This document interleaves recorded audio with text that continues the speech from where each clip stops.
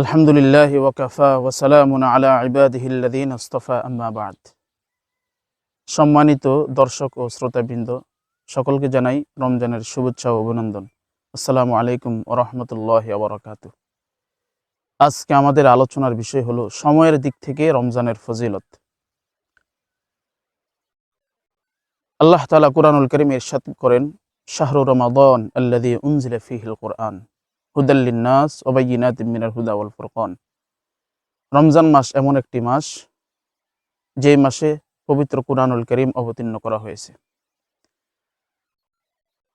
তাফসিরে ইবনে কাসিরে আল্লামা ইবনে কাসির রাহিমাহুল্লাহ বলেন যে আল্লাহ তাআলা রমজান মাসকে অন্যান্য মাসের তুলনায় সম্মান দান করছেন। কারণ হলো আল্লাহ তাআলা রমজান মাসকে কুরআনুল কারীম অবতীর্ণ করার জন্য নির্ধারিত করেছেন, বেছে নিয়েছেন। তাহলে রমজান মাসের ফজিলত মূলত কুরআনুল কারীমের কারণেই। আল্লামা ইবনুল কাইয়্যিম জাওজি রাহিমাহুল্লাহ তিনি রমজান মাসকে একটি দৃষ্টান্তের মাধ্যমে বুঝিয়েছেন রমজান মাসের ফজিলত।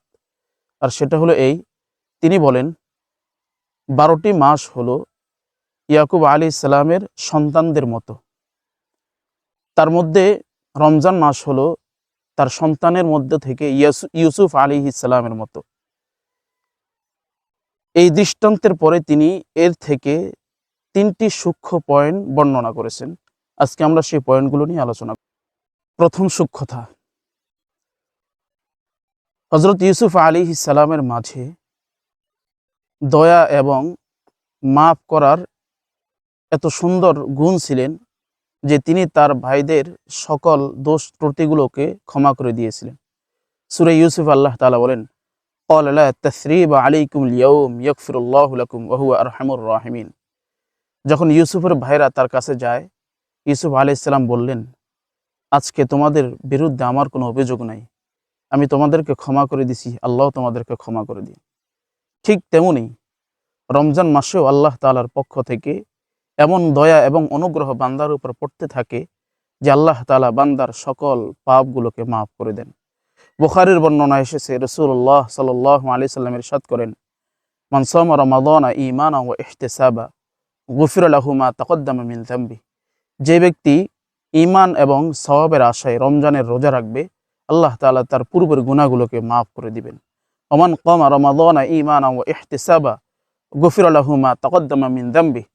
যে ব্যক্তি সওয়াব এবং ঈমানের সাথে রমজানের রাত্রিতে নফল ইবাদত করবে, আল্লাহ তাআলা তার পূর্বের গুনাহগুলোকে মাফ করে দিবেন।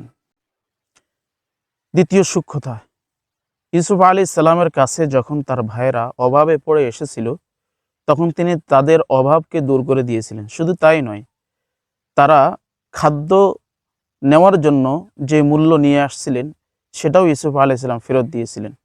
আল্লাহ তাআলা সূরা ইউসুফের মধ্যে বলেন, ওয়াকালা লিফিতিয়ানিহি জাআলু বিদাআতাহুম ফি রিহালিহিম লাআল্লাহুম ইয়ারিফুনা। তিনি তার খাদেমদের থেকে একজনকে বললেন যে তাদের পণ্য মূল্যকে তাদের ব্যাগের মধ্যে ভরে দিও, যাতে তারা বাড়িতে গিয়ে তা দেখে চিনতে পারে এবং যাতে তারা পুনরায় আবার আসে। ঠিক তেমনি রমজান মাসও বান্দার সকল গুনাহগুলোকে, ত্রুটি বিচ্ছুতিগুলোকে পূরণ করে দেয়। বান্দার মধ্যে যত দুর্বলতা আছে, কমতি আছে, এগুলোকে পূরণ করে দেয়। মুসলিমের হাদিসে এসেছে, রাসূলুল্লাহ সাল্লাল্লাহু আলাইহি ওয়াসাল্লাম ইরশাদ করেন, আস-সালাওয়াতুল খামস ওয়াল জুমআতু ইলাল জুমআহ ওয়া রমাদান ইলা রমাদান মুকাফফিরাতুম মা বাইনাহুন্না। 5 ওয়াক্ত নামাজ এবং এক জুমা থেকে আরেক জুমা, অনুরূপভাবে এক রমজান থেকে আরেক রমজান, এর মধ্যবর্তী সময়ের জন্য কাফফারা। অর্থাৎ এর মধ্যবর্তী সময়ে বান্দা যে গুনাহগুলো করে, এই ইবাদতগুলোর মাধ্যমে সেই গুনাহগুলো দূর হয়ে যায়। শর্ত হলো ইজতানাবাল কাবায়ের, কবিরা গুনাহ থেকে বিরত থাকতে হবে। তৃতীয় সূক্ষ্মতা, ইউসুফ আলাইহিস সালামের 11 জন ভাই তার পিতার কাছে সর্বদাই ছিল। ইহা সত্ত্বেও তার চক্ষু অন্ধ ছিল, ভালো হয় নাই। কিন্তু যখন ইউসুফ আলাইহিস সালামের জামা এনে তার চোখের সামনে ধরা হয়, তার দৃষ্টিশক্তি ফিরে আসে। আল্লাহ তাআলা সূরা ইউসুফের মধ্যে ইরশাদ করেন, ফালাম্মা আন জাআল বাশীরু আলকাহু আলা ওয়াজহিহি ফারতাদ্দা বাসীরা। যখন সুসংবাদদাতা এসে জামাকে তার চোখের উপরে রাখে, তখন তার দৃষ্টি ভালো হয়ে যায়। ঠিক অন্যান্য মাসের তুলনায় রমজান মাসও বান্দার অন্তরের যে রোগগুলো আছে এই রোগগুলোকে সুস্থ করে দেয়, বান্দাকে পরিপূর্ণ সুস্থ করে দেয়, বান্দার জীবনের গুনাহগুলোকে মাফ করে দেয়।